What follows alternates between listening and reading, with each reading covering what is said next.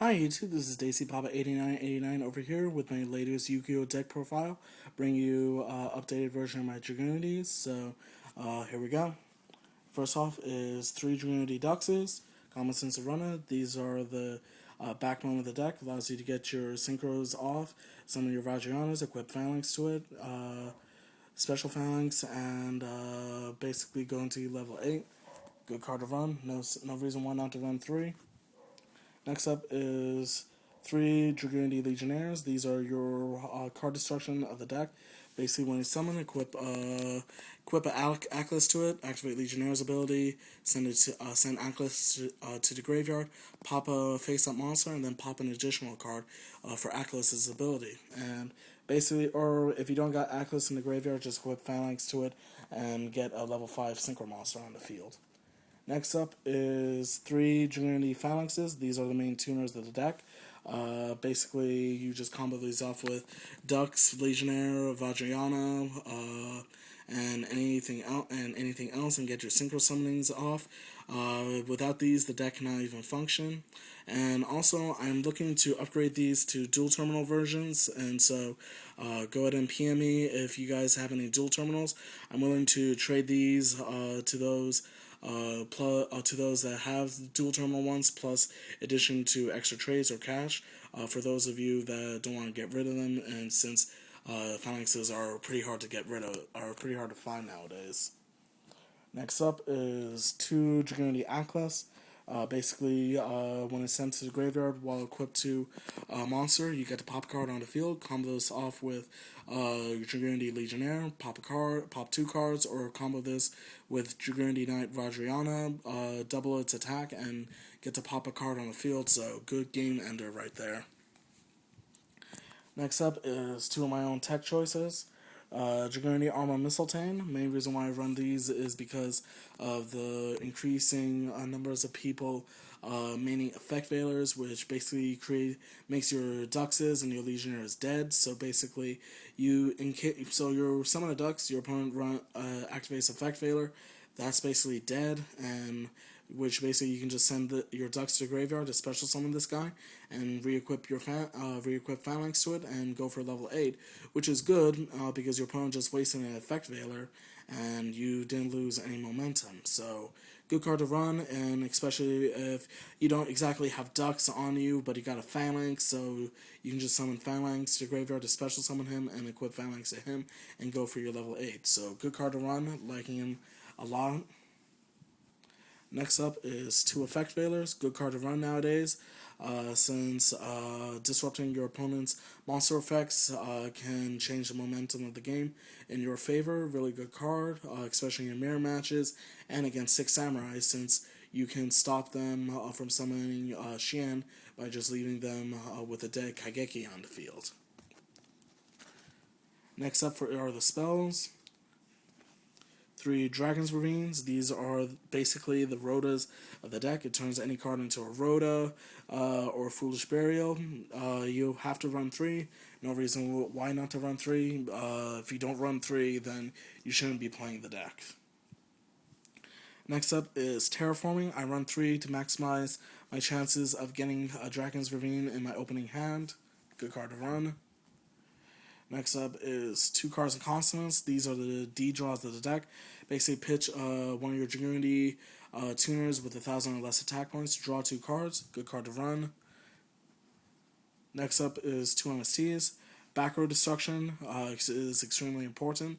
No reason why not to run 2. For those that don't, you'll be in a lot of trouble. Next up are my own 2 tech choices, 2 Forbidden Lances.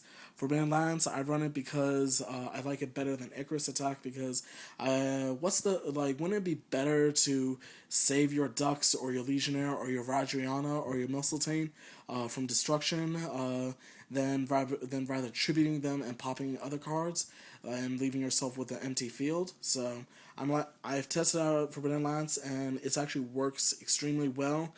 Since your opponent would waste their compulses, their compulses, their torrentials, their bottomlesses, and basically Forbidden Lance has the same advantages as Icarus attacks, except against Solemn Warnings, of course, which nothing can really deal with those except Judgment, or 7 Tools of the Bandit. Next up is Trunade, creates your OTKs, no reason why not to run it. Pot of Avarice, refuel your deck after you use up your Vajrayanas, your Duxes, or your Legionnaires. Monster Reborn, common sense to run it. Dark Hole, common sense to run it. And last but not least, Book of Moon. Some people are now dropping Book of Moon, but I feel that Book of Moon is still good, even though it's at 1, so no reason why not to run it, but some people may disagree. Next up are the traps, 2 Solemn Warnings, common sense to run to if you can afford it or you already have to. Negating your opponent's monster summonings is getting to be very important in this format, since that initial summon, negating that initial summon can turn the tide in your favor. Next up is Solemn Judgment, common sense to run it. 7 Tools of the Bandit, good card because it negates your opponent's Solemn Warnings, their Solemn Judgments, or their Trap Stun, which allows you to protect yourself or to get your plays off. Next up is Mirror Force, good card to run. Bottomless Trap Hole, still a good card to run.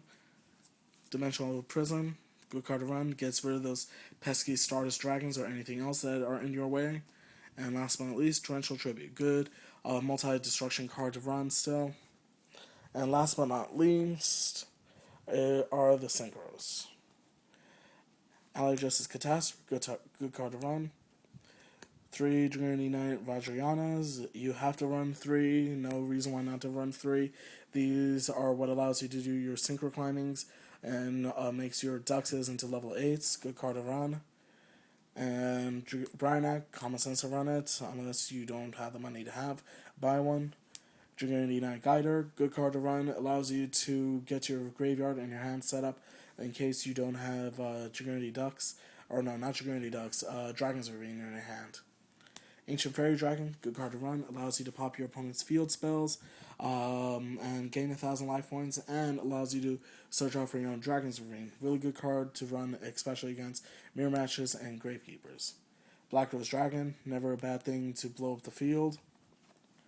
Thought Ruler Archery, extremely good level 8 synchro, since more and more players are remaining compulses and deep prisons, and Thought Ruler Archery can get around that. Scrap Dragon, good card to run, especially you're dealing with annoying cards. Red Dragon Archfiend, will always love this card, will always main this card. Allows you to get over a wall of monsters that your opponent has, and with no cost at all and no drawbacks. 2 Stardust Dragons, common sense to run them. Basically, this is probably what you'll go for first when you summon your Ducks. Trident Dragon, common sense to run it. Good for your OTKs, and nothing really else. Still freaking retarded how this thing jumped up from $5 to $25, $35. Ridiculous. And last but not least, Chimera Tech Fortress Dragon. Good card to run since Karakuri plants are gaining momentum in the format, and again, it's not going to gadget players